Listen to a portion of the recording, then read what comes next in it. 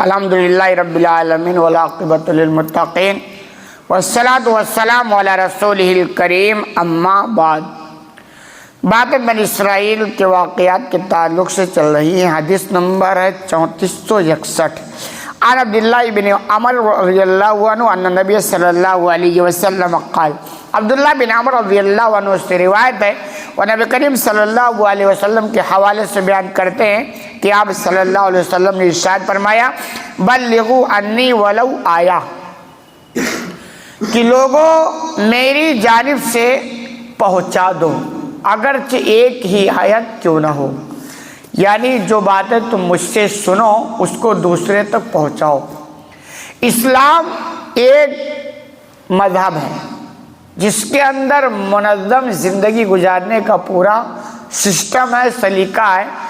تو اللہ چاہتا ہے اس مذہب کا پرچار ہو، ہر انسان تک پہنچے اور قیامت تک اس کا یہ پہنچانے کا سلسلہ برقرار رہے۔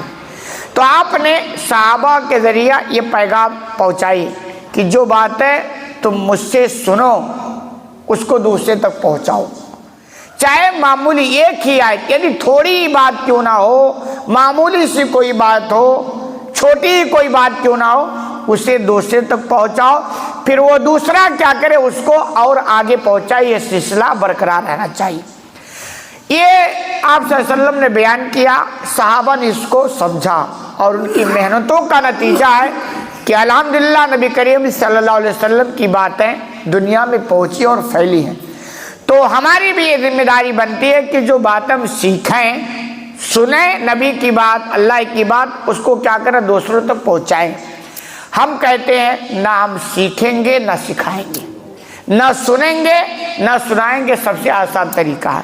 دیکھو اللہ نے ہمیں پیدا کیا نا، تو ہمارے اوپر کچھ ذمہ داری بھی ہے، اور حقیقت میں اسی کی زندگی مزیدار ہوتی ہے جس کی زندگی میں کچھ دعوت و تبلیغ ہو، کچھ کام وہ اللہ کے لیے کرتا ہو، اخلاص کے ساتھ اس کی رضا جوئی کے لیے۔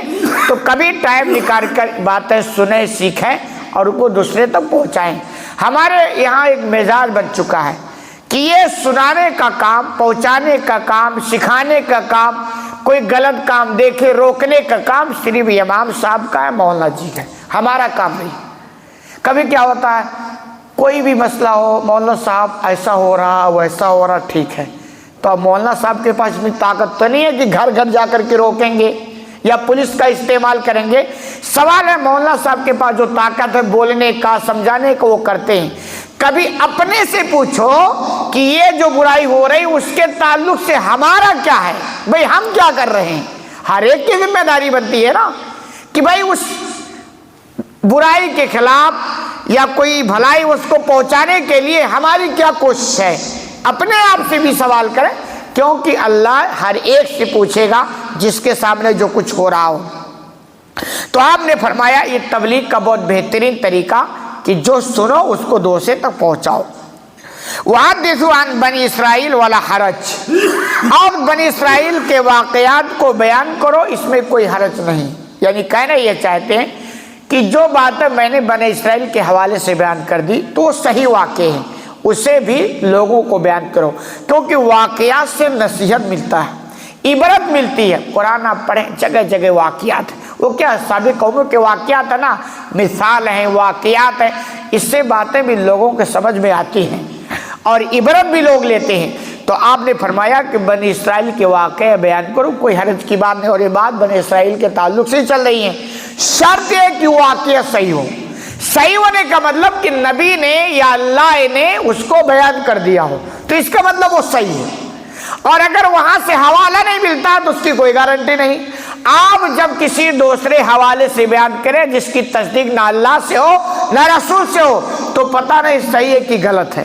وہ اگر آپ بیان کرتے تو آپ بتائیں اس کا ثبوت نبی سے نہیں ہے، اللہ سے نہیں ہے، یہ فلاں لوگوں کے اقوال سے ہے، صحیح کی غلط باقی اللہ بہتر جانے، یہ ذمہ داری بنتی ہے۔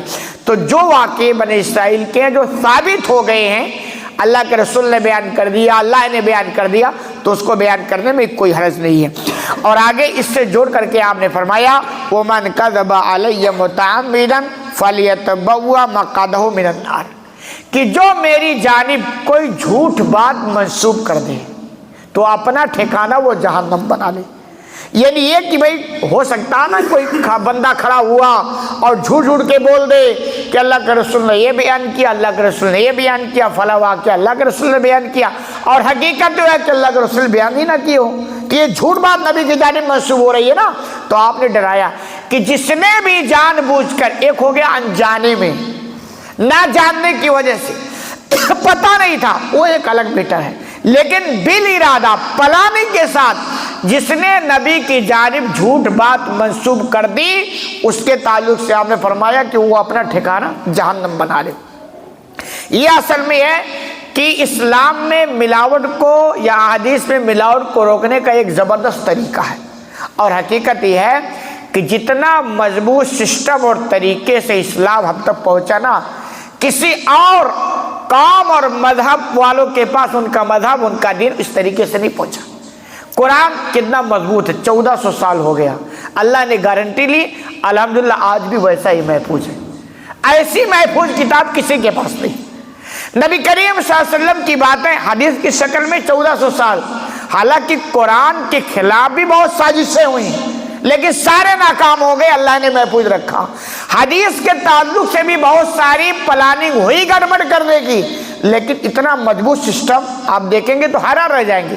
اب جیسے مثال کے طور پر امام بخاری نے حدیثوں کو جمع کیا صحیح بخاری کے اندر، لیکن ایسے نہیں کہ جو چاہو اٹھا کے نوٹ کر دیا، اس کا پورا سسٹم ہے۔ جیسے آپ امام بخاری رحمہ بیان کرتے ہیں کہ یہ حدیث میں نے نوٹ کی ہے، تو پورا ثابت کرتے ہیں کہ میں نے کس سے سنی، پھر انہوں نے کس سے سنا، پھر انہوں نے کس سے سنا، یہ پورا سلسلہ جب ثابت ہوتا نبی تک نا، تو پھر اس کو یہ نوٹ کرتے ہیں کہ یہ صحیح ہے۔ ایسا مضبوط سسٹم کسی کے پاس نہیں۔ ایک حدیث پر بہت محنت ہے، وہ یہ کہ ایک حدیث پر ثابت کرنے کے لیے کہ بھئی وہ جس کو کہا جاتا ہے سلسلۃ الرجال، یعنی سلسلۃ الرجال کہ یہ سند وہاں تک ملنی چاہیے امام بخاری سے لے کر کے نبی تک، بیچ میں سلسلہ منقطع نہیں ہونا چاہیے، تب کہا جاتا کہ سب یہ حدیث صحیح ہے۔ اتنا مضبوط طریقے سے حدیث بھی الحمدللہ ہمارے پاس محفوظ ہے۔ تو ہمارا کام یہ کہ ہمیں بھی کچھ موقع ملے اور نکالنا بھی چاہیے تو دین کی باتیں سیکھیں اور اس کو دوسروں تک پہنچائیں۔ جو نارمل بات ہے، جو کامن باتیں ہیں، جو پیچیدگی نہیں ہے، جس میں کوئی اختلاف نہیں، کامن بات ہے، بہت ساری چیزیں، اس کو آگے پہنچانے کی کوشش کریں، یہ ہر ایک کی ذمہ داری ہے۔ اللہ رب العالمین سے دعا ہے کہ الہ العالمین تو ہمیں کہنے سننے زیادہ عمل کرنے کی توفیق عطا فرمائے۔